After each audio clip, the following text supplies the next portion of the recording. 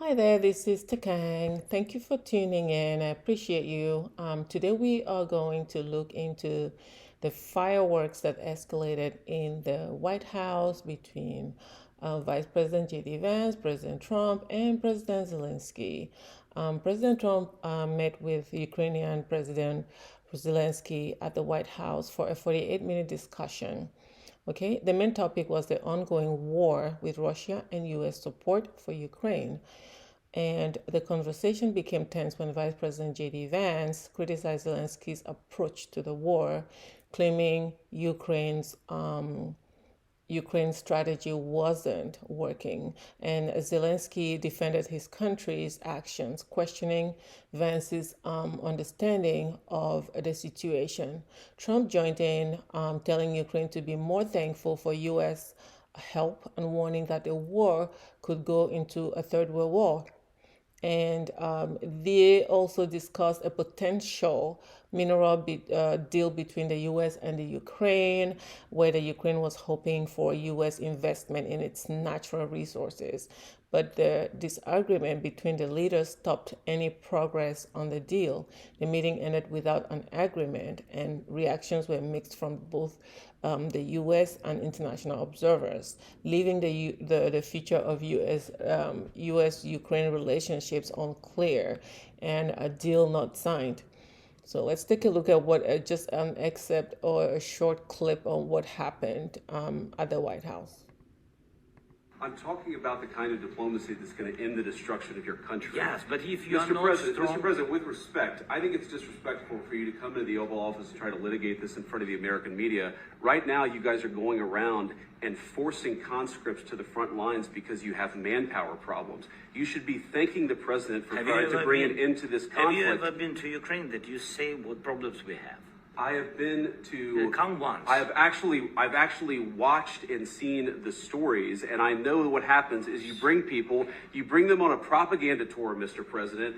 Do you disagree that you've had problems bringing people into your military? We have problems. And do you think that it's respectful to come to the Oval Office of the United States of America and attack the administration that is trying to prevent the destruction of your country? A lot of questions. Let's start from the beginning. Sure. First of all, during the war, everybody has problems. Even you, but you have nice ocean and don't feel now, but you will feel it in the future. Is this guy serious? Well, J.D. Vance did ask him a question. Do you have men to go fight the war? Do you have people? Have you ran out of your men? What are the problems you're facing? And he didn't answer the question. The first thing he does is dive into the fact that there's two oceans between the United States, and they're safe for now, but they will not be safe for too long. Now, what does he know that the rest of us don't know? What's he talking about? You know, this is someone that the United States has been funding. They've been funneling our tax dollars to this country to fight a useless war that should have ended a long time ago. A lot of people think that this war started in 2022. That's not the case. This is a war that's been ongoing since 2014. What are they still fighting for? It's about time that we come to some kind of a peace deal with this country, because it's costing everybody, especially the United States, trillions and trillions of dollars and ammunition. Let's continue. God bless. You don't know that. God bless. You don't God know bless. That. You will not have a war. Don't tell us what we're going to feel. We're trying to solve a problem. Don't tell us what we're going to feel. I'm not telling you. Because I'm you're in no answering on this position to question. dictate that. That's Remember exactly this. what I'm not You're in dictating. no position to dictate what we're going to feel. Mm-hmm. We're going to feel very good. You will feel influence. We're going to feel very good and very strong. You will feel influence. You're right now not in a very good position. You've allowed yourself to be in a very bad position, and he happens to be right about it. From the very beginning of the war, You're not in a good Mr. position. You don't have the in cards right now. With us, you start having not cards. playing cards. But right now, you don't. I'm very Yeah, you're playing serious, cards. Mr. President. You're I'm playing very cards. serious. You're I'm gambling the with the president lives in of war. millions of people. You're gambling with World War III. What do you think You're about? gambling with What do you World think War about? III. And what you're doing is very disrespectful to the country, this country. It's with back all to you. respect to your Far country. more than a lot of people said very they respect. should have. Have you said thank you once? A lot of times. No, in this Even entire meeting today. that you said thank Even you. today. You went to Pennsylvania and campaigned for the opposition in October. Offer some words of appreciation for the United States of America and the president who's trying to save your country. Folks, for this man to come into the United States and talk like this with so much confidence, he must have some really powerful people behind him, because this is not normal. You know, you're coming to a country that has been helping you with ammunition, helping you financially, helping you fund this useless war, and you sound like that? You sound like that to people that have been helping you fight a war that we shouldn't be fighting, we shouldn't be part of in the first place. It's not our war, right? Now let's take a look at something. J.D. Vance just did mention something about him not having enough soldiers to fight this war. Right now, there's thousands of videos on the internet. You can go check for yourself, where they're removing young men and fathers out of their homes and just throwing them in the war front to fight without experience. Let me show you. Let me show you this. Look at this. No, right here. Look at this. Let's take a look at here. All right. It's bigger than you. You are not me. The links that I will go to. No, this is not it. Let's take a look at. Okay, this one right here. Okay.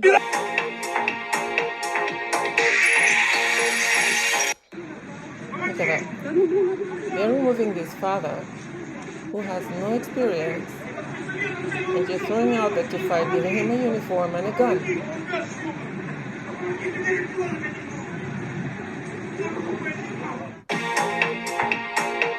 see that? There are hundreds of these type of videos. Look at that. You see that? These men have no experience and they're just throwing them out there to fight. There are thousands. You can go take a look for yourself. You can go take a look for yourself. There are thousands of videos like this online that you can go take a look yourself. Okay? That's what they're trying to say here.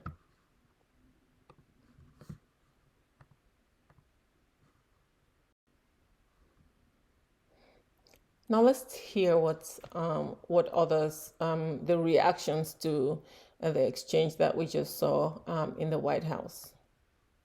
You see, I love me a man. Now, Trump is a man's man. Whether you blue collar or you in the White House, it ain't nothing like a strong man to stand up to another man and protect his family and protect this house. And that's exactly what he did with Zelenskyy today. You don't come in our house. You don't come to my family's country and disrespect me or disrespect us. And let's not talk about J.D. Vance. They were standing on business.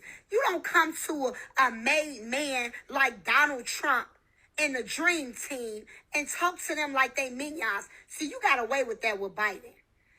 There's a lot of men of America, and men are coming back because that last administration, they wanted men to act like girls. Us real women, especially us MAGA women, we love a man's man. Where the real men at? The man is back, baby. America is back. And Trump just told him like a man tell another man to his face, don't you come up in my house and disrespect me. As a matter of fact, go home. Go home and come back when you ready to talk peace. He little boyed him as he should. And that's what a commander-in-chief looks like. Exactly. And that's what a commander-in-chief looks like. So we've seen hundreds of reactions like this online, and imagine you live in your home with your wife and kids, and then there's someone out there that you're helping financially, emotionally, with whatever they're dealing with, and they're coming to your home. There are very different opinions on what happened on Friday in the White House. Trump has always pushed for peace, especially when it comes to ending the war between Ukraine and Russia, right? He's argued that the U.S. should be careful about getting too involved and focus on finding a peaceful resolution instead of getting stuck in a long conflict. As a taxpayer myself, I might see this as I just want this war to be over because I don't want my tax dollars going to fund a useless war that is helping destroy lives in some foreign country that I'm not even a part of, you know. And also, that being said, the exchange at the White House shows how complicated this situation, guys, is very complicated. Trump is pushing for peace, while understandably so, it doesn't line up with Zelensky's urgent need for ongoing support to defend the Ukraine. I don't understand why Zelensky wants to continue this war. You know, in my opinion, in my humble opinion, I think there's people behind him that are pushing to continue this war because they're benefiting from it. There, I said it. Right? And then you have the issue where Vice President J.D. Vance was criticizing the strategy that the Ukraine was using during this war. I showed you earlier videos of people, the military getting into people's homes and pulling men and just throwing them in the war front to fight without any experience, just handing them a uniform and a gun to go and fight. Is this somebody that loves his people? Is this somebody that loves his country? Right? So I really think that this war needs to come to an end, and I think that the solution is to stop funding it, period. Okay?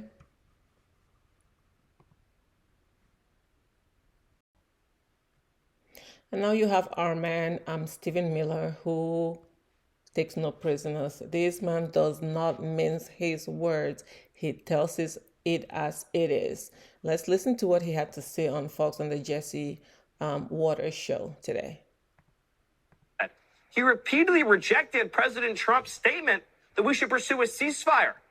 Right. How could you reject a ceasefire? And you know, he kept saying Europe's doing so much more than us. Well, then what do you need us for? If he's saying Europe's so great, then why are you coming and begging and pleading to us for money and protection and guarantees? President Trump is a peacemaker. He will fight for peace. He had peace for 4 years under his previous term. And today we saw what it's like to have a strong leader in the White House, and the whole world saw what it's like to have a strong leader for America. There were many... Yes, President Trump is all about peace, about ending this war. And a lot of people that are standing against Trump, I'm sorry for you, you know, most people have been conditioned. It's not like they hate Trump. A lot of them, if you ask, hey, why do you hate President Trump? They have no receipts for why they hate President Trump, right? They've just been conditioned to hate President Trump in a way that anything that he does is of no consequences. Anything that President Trump presents to them means nothing, okay?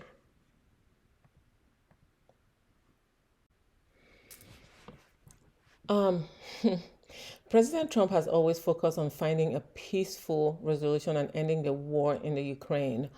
People have been dying since 2014, and the question is, where will Ukraine get the money to rebuild, right? The answer is, in part, your tax dollars. Your tax dollars are going to help rebuild the Ukraine. Let that sink in, okay? Trump's position aims to prevent further escalation of U.S. involvement and avoid a prolonged conflict that could keep draining resources. As a taxpayer, it's important to consider whether continuing to fund this war is the best way to support long-term stability, or if a peaceful solution could ultimately save both lives and money. Let that sink in. Thank you for listening. That's all I have for you today. Enjoy the rest of your day and talk to you soon. Bye-bye.